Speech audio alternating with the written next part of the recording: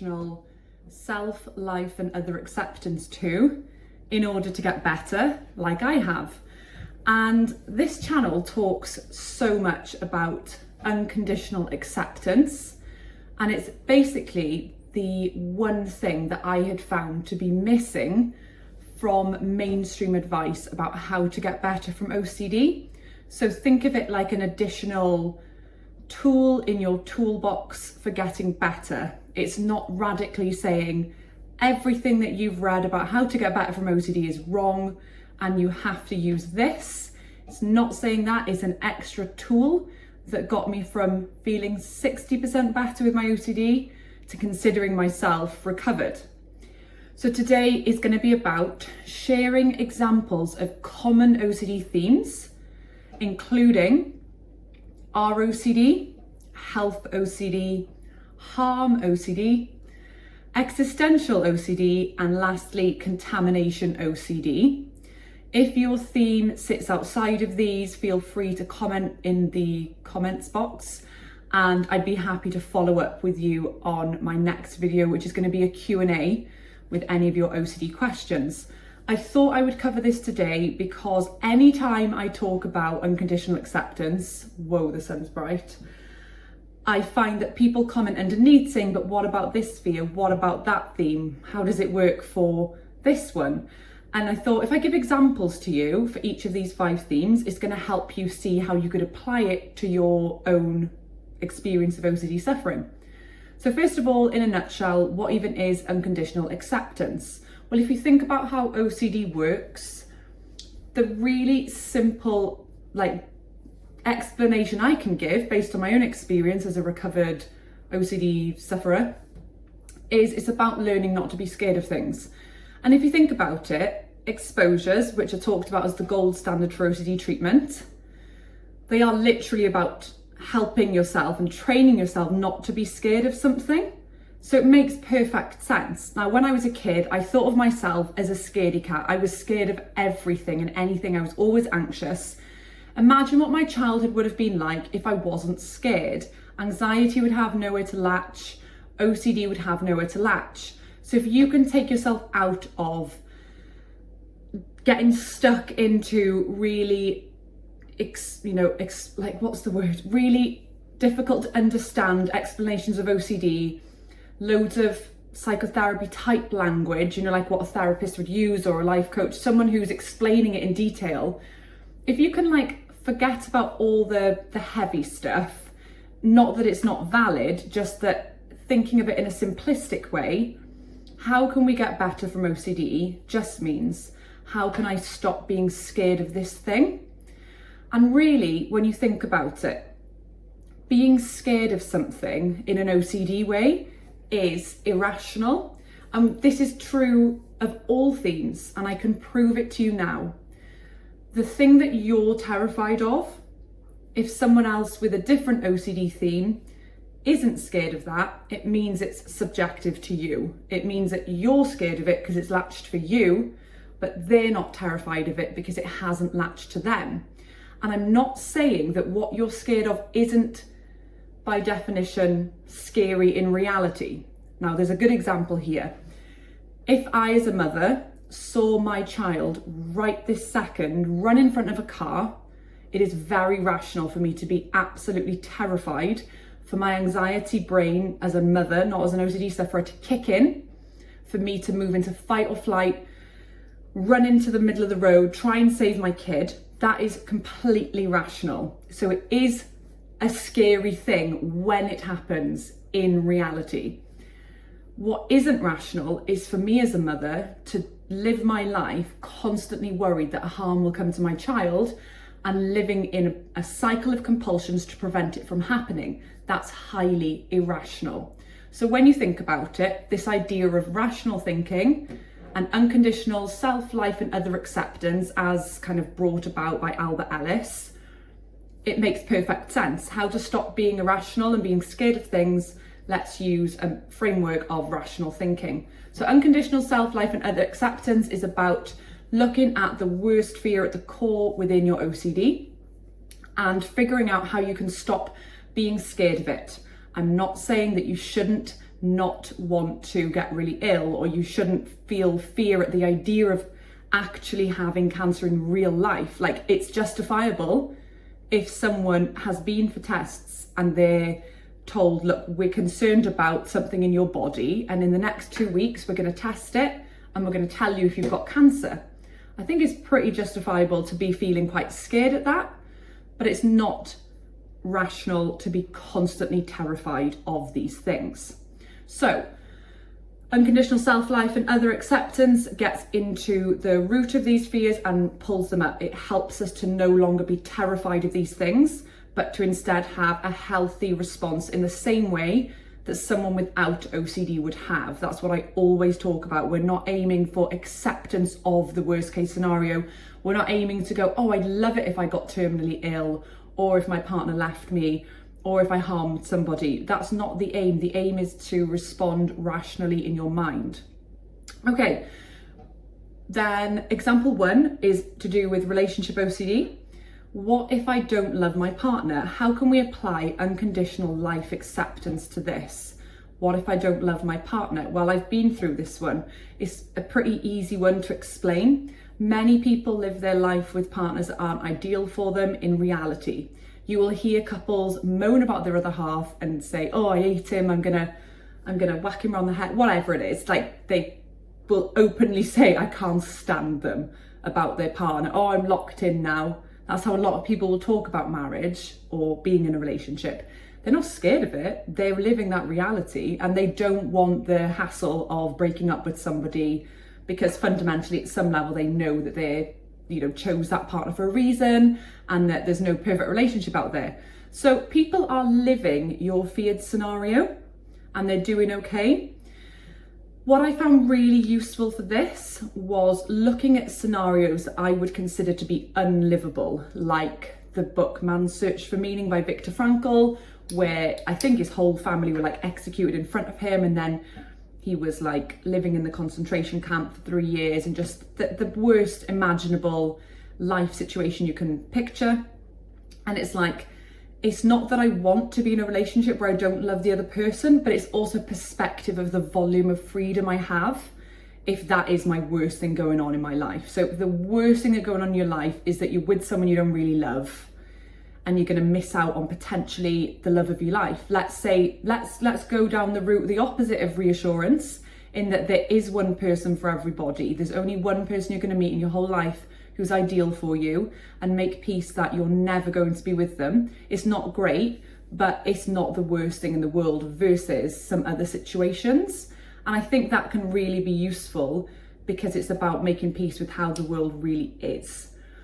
And you can end up going into a little bit of reassurance with this, but also just making peace with the fact that no relationship's going to be perfect anyway. You give up the person who you're with now because of some physical flaw that you've perceived, or some incompatibility that you've perceived, and you go for someone else that you think is going to be a better fit for you, and then 3 years later you figure out that actually they've got all these things that you had in your past relationship and you really miss them then. But ultimately, unconditional life acceptance is really about letting go of this idea that there is an answer, and also making peace with the fact that if you chose the wrong decision, you could live with that. I'm completely at peace with our OCD now. It doesn't affect me anymore at all. And that's because I don't just tell myself that I wouldn't mind if I didn't love my partner. It's because I truly feel it. I know that there's so many other things in my life, like my business, my fitness goals, my kids, my family. I'm also at peace with the idea of divorce. If one day things didn't work out and we separated, I have applied unconditional life acceptance and self-acceptance to the possible shame that would come from that. The families are both quite religious, and the idea of divorce is not really something that people want in the family. And actually in the past, the families have had divorce and it was frowned upon, and I can live with that because I know that it would be fundamentally right for me. And so that's how for ROCD it can work. Health OCD, okay, what if I catch HIV? Okay, this is a common one, and people will go through life finding ways to avoid catching diseases or HIV or anything like that. The simple one is by looking at the fact that people do live with these conditions. I found it really useful. I've observed people who got comfortable with watching as exposures, watching documentaries about people who live with extremely life-altering conditions, and the fact that they've still found a way to find purpose and meaning in their life, even though life is extremely challenging versus what it was. So again, these people are not saying, I wish that I had this and I'm so glad this happened. But sometimes what happens to us is we think that something's going to be like all ending in life and we won't be able to handle it. And then you see people who are handling it and you realize that you could handle it too. Or even maybe you couldn't. Maybe you would just be in an absolute state and that would be the cards that life had dealt you. So we're not aiming for figuring out a way to be at peace with it happening. We want to respond in the same way that someone without health OCD would, which is me. I've never had health OCD. If you said to me, how would you feel about getting HIV? I'm like, that wouldn't be fun at all. I wouldn't want that. But I don't overthink it. I've never thought about it ever in my life. I've never worried about it. And so I haven't put extra safeguards in my life around living in a way that like avoids bathroom. I don't know what exactly people would do to avoid, but like I just haven't worried about it too much at all. And so that's kind of what you're aiming for is working through to train your mind to respond the same way I do, which is if I caught a disease, I wouldn't like it, but I'm not scared of it. I'm not doing things to try and stop it happening all the time, because fundamentally I know that life would be possible after it. And you know, you can look at certain illnesses that you're scared of as well and see how things have advanced anyway. So life with HIV is very different than it used to be anyway. But again, that could like borderline on reassurance. Maybe it would be awful. But definitely videos where you've seen people who've been paralysed or gone through horrendous things and then they've come out the other side and they're powerful for it. Harm OCD. Let's give an example of what if I kill somebody? Like how, this is the one that people go, you could never apply unconditional acceptance to this one. And I get it. Any theme like harm OCD, POCD, things that you couldn't really voice out loud in the general public that you're scared of them. For example, you could voice out loud in public, I'm really scared I don't love my partner. And people would go, meh, yeah, me too. I'm not really fussed on my partner anyway. You could say, I'm really scared I'm going to catch cancer. I'm going to get cancer. No one would bat an eyelid. You could say, and the next example is actually existential OCD. And I was literally at Easter Sunday lunch yesterday and the whole family were talking about what if we're in a simulation. And it was just really funny. Like the conversation was like, wow, if some OCD sufferers were here, they'd be like throwing up. And so what if I kill someone? It's like, how on earth do you apply it to that? Now, really important here, it's not about becoming at peace with, oh yeah, if I harm someone, it's fine. It's not about that. It's about recognizing that there are only bad acts, not bad people. And this isn't like an off the wall idea. There are talks on YouTube, like TED Talks, from very senior officials within the police force and psychologists who talk about the fact that when someone commits the most awful crimes in the world, there's still a person who deserves to be rehabilitated, supported, integrated back into society if possible one day, and they're actually condemning them for life and not being curious and understanding what happened behind the scenes to lead to that, and absolutely not saying they shouldn't be in prison, but actually seeing that a person has value and their acts are good or bad is really at the fundamental root of harm OCD, POCD, all these things unlatching. And I think for me, this one is so common. It's such a common one where the typical therapy for OCD doesn't quite release it, whether it's like real event, harm OCD, POCD, all the taboo type sexual orientation ones.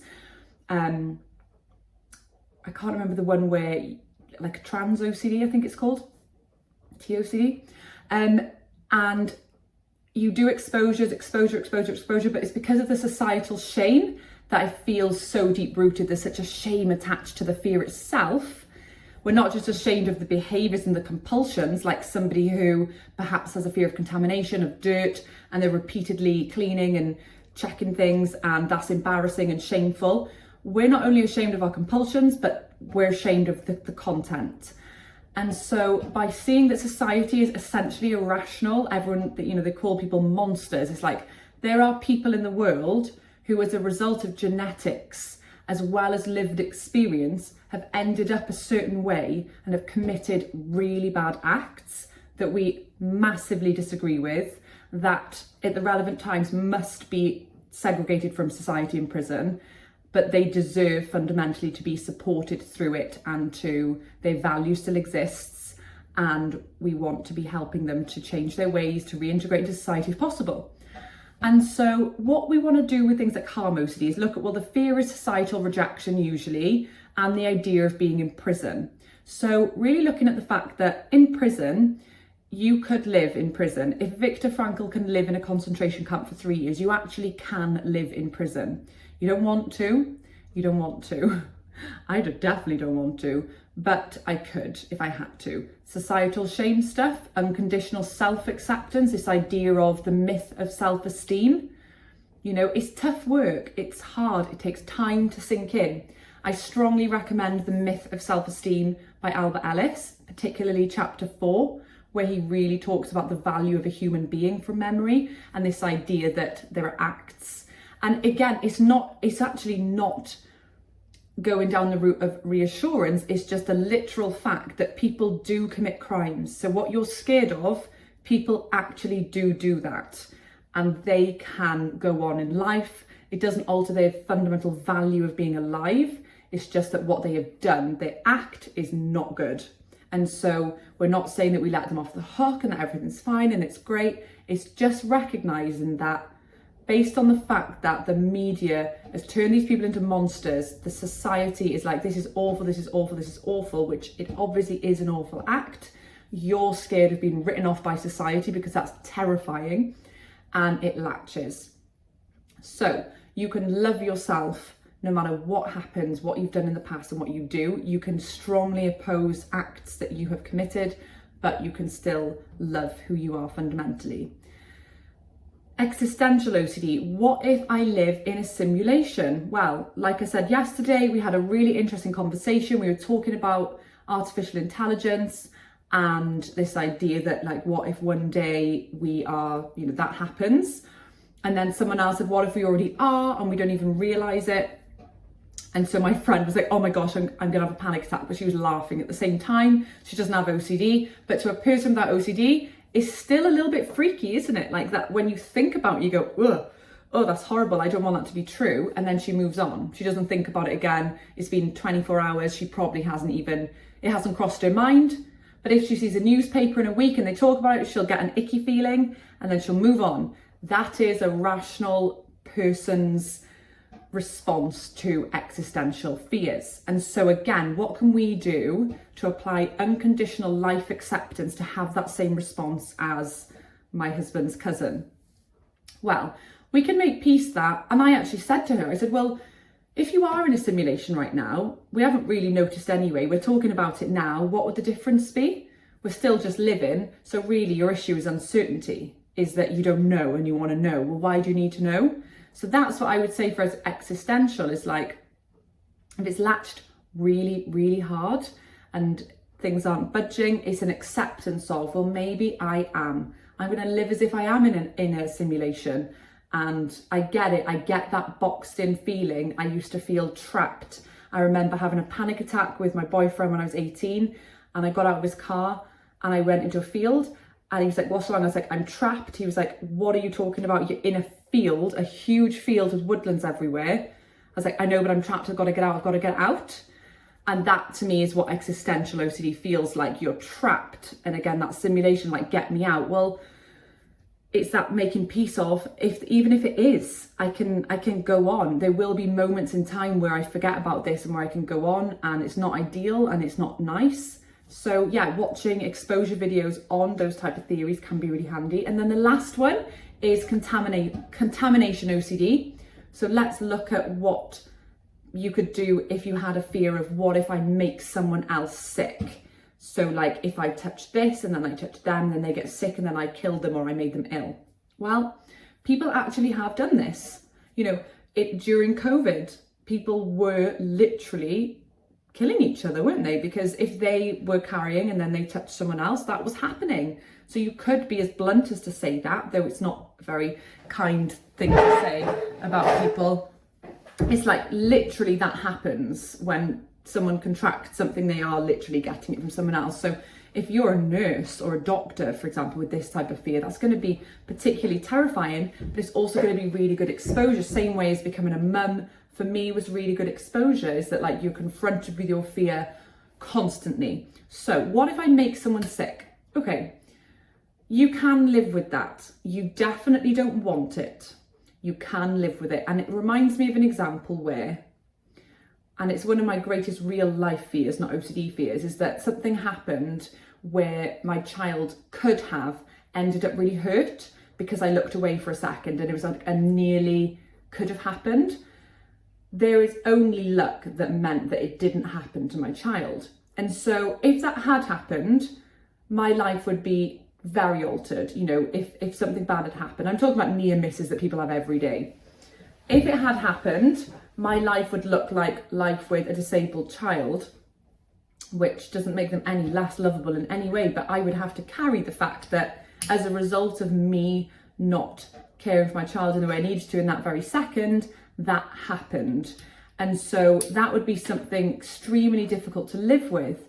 But OCD will want to, if OCD latched there, it would make me want to live my whole life constantly having my child right next to me, not letting them run off, assessing threats all the time. This isn't my reality, by the way. It would make me not want to let other people have them, all these things. But if I can make peace with the fact that even if that had happened and I had to carry that with me, that guilt, I could still find a way to carry on. And there's proof in this, in that this does happen every day to people. The things that we think we couldn't endure, we actually can.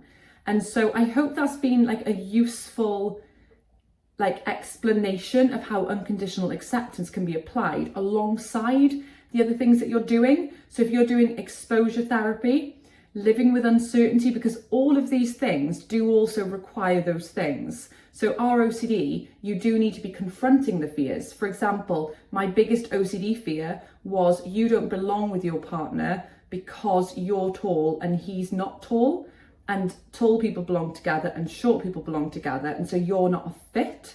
And so that was like a thing for me. And so I decided to make peace with the idea of I can be with someone that I'm not compatible with. And so I started to wear heels on evenings out so that I was taller and felt really stupid and felt like I was being judged and that people would think we were less of a couple.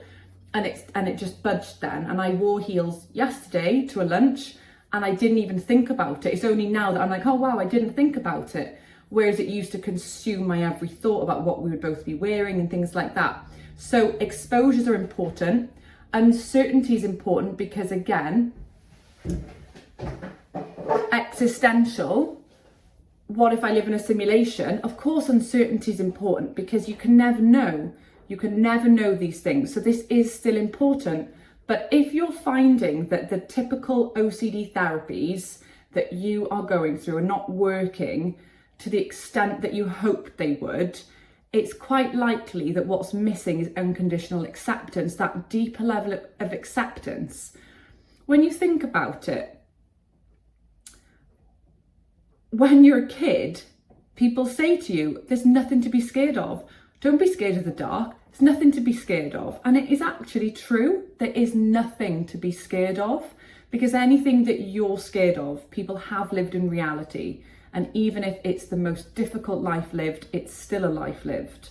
And so what you want to be careful of with this is that you are not using it as reassurance. So if you're currently practicing unconditional acceptance as a result of these videos or coaching or anything like that, what you need to look out for is that you're not using it in the moment to send away thoughts. So for example, I can't be near that knife in case I hurt somebody. it's okay, even if you hurt somebody, you're still valuable as a human. That's not what we're talking about.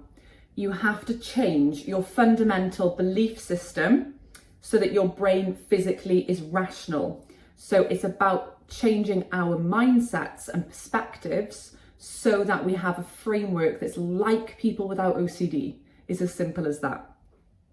You are not using it as reassurance. In fact, I would argue it's the opposite of reassurance.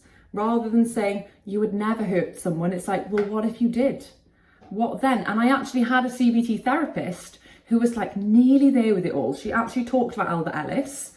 And at the time I hadn't realised, she gave me a worksheet to say there's 10 irrational beliefs by Albert Ellis, rate yourself 1 to 10 of how you fit these. For example, I must perform, I must be perfect, all these things. And she talked to me about worst fears.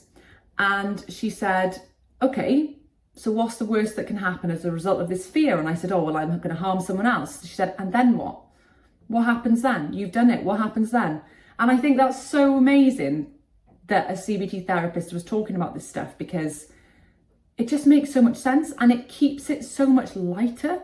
It's just simple. So I wouldn't talk about this stuff if I hadn't spent a very long time understanding it, applying it to myself, getting better, gotten better, and actually deeply understood it. I don't think there's a question someone could ask me that I wouldn't be able to go, yeah, I've thought about that.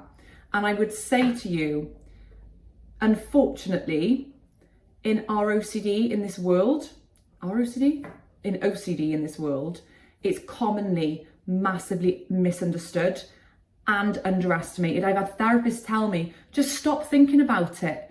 Don't think about it. The more you think about it, the more it's going to tighten on. And I'd be like, are you actually joking? I wake up and I have 3 seconds and then it hits me, and that's it until I wake up in my nightmares the next night with it again. You are mental. It's commonly misunderstood.